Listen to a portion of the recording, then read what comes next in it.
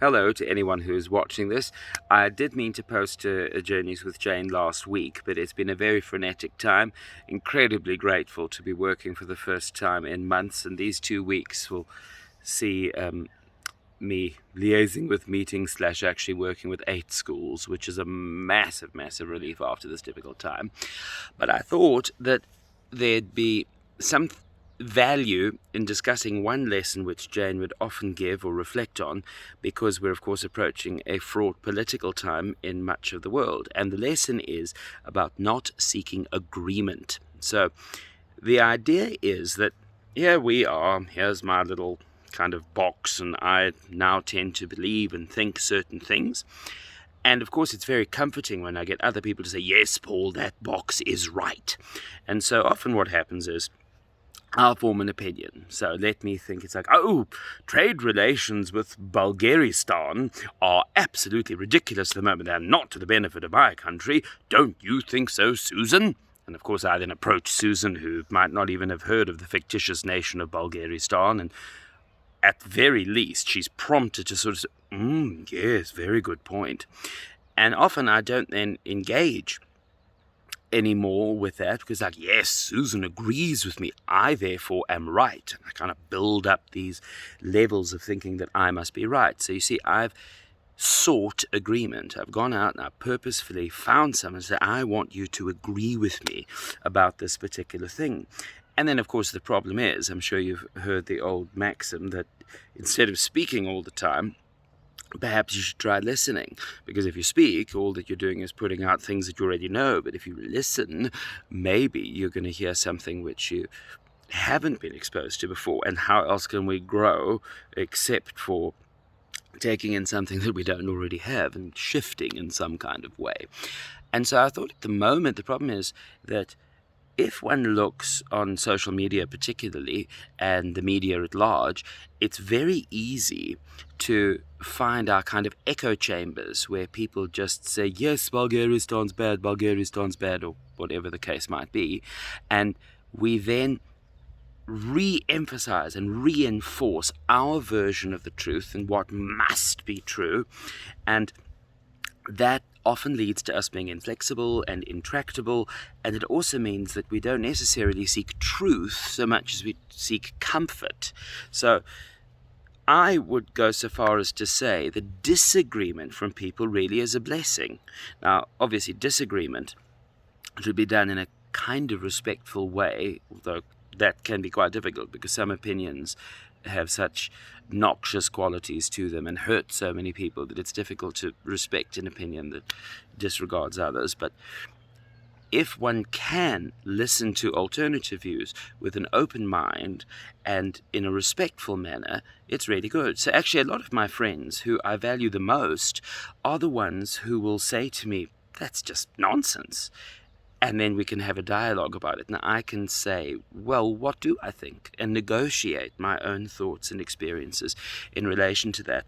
It's one of the things that I miss most about living in a intellectual rich environment, which there are very few of. When I say that, I really do mean places like Oxford and Cambridge, where you have this huge wealth of people who trade in the marketplace of ideas, let's say. And I remember once, I won't give their surnames, but I was having dinner with Craig, Dvora, and Flora. Okay, those were the people. And without telling you too much about them, Dvora is an academic who, she's in her 80s now, brilliant woman, one of those piercingly bright people who has obviously spent her entire life honing her mind so that she's a thinker.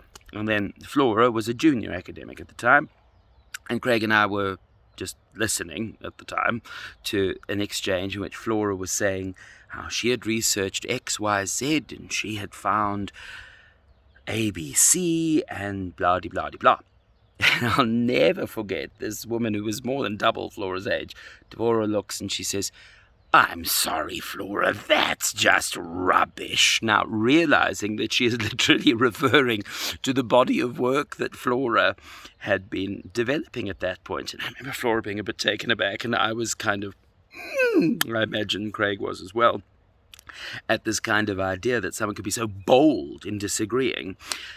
But Then, of course, all that happened was Dvora said why it didn't make sense to her, which allowed Flora two things. One, to clarify any ways in which she hadn't explained her opinion well, and two, the opportunity to renegotiate her views on that particular topic, which inevitably would have helped her research going forward if there was any validity to that response that Flora said. Because although Dvora, although Dvora was being incredibly blunt, she wasn't being disrespectful.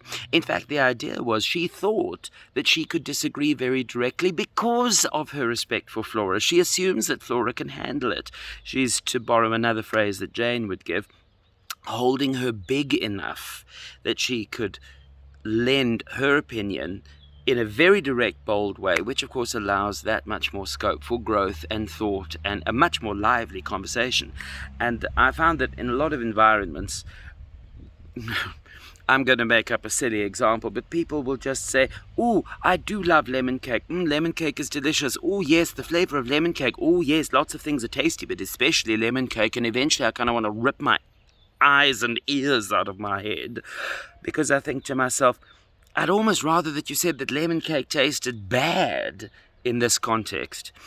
And politically, I always find it rather disturbing when people say, "I am conservative," or "I am liberal." It's very peculiar to me, for a few reasons. The one thing is, I am many things, and I am not simply my opinions, surely.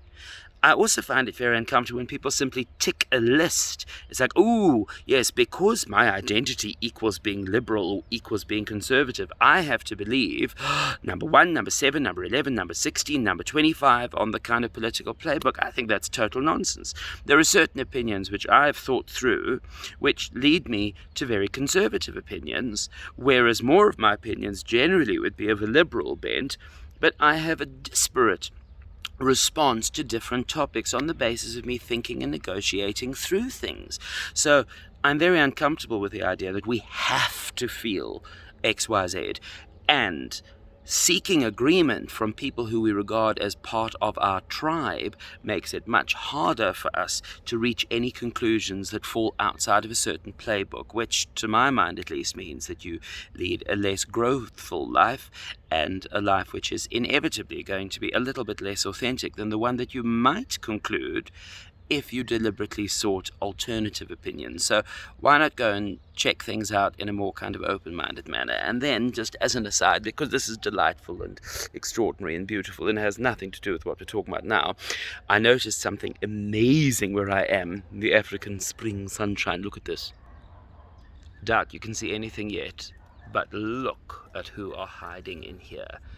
Can you see any of them? Yes, I think you can. There are literally hundreds, if not thousands, of these little guys entering life for the very first time. There we go. They don't get the comfort of simply holding to one thing. They're going to have to negotiate life and move through it as well. So, hopefully, you do the same. Okay, everyone. Hope to hear some wonderful disagreements to this opinion. May you have a wonderful, fantastic day. Goodbye.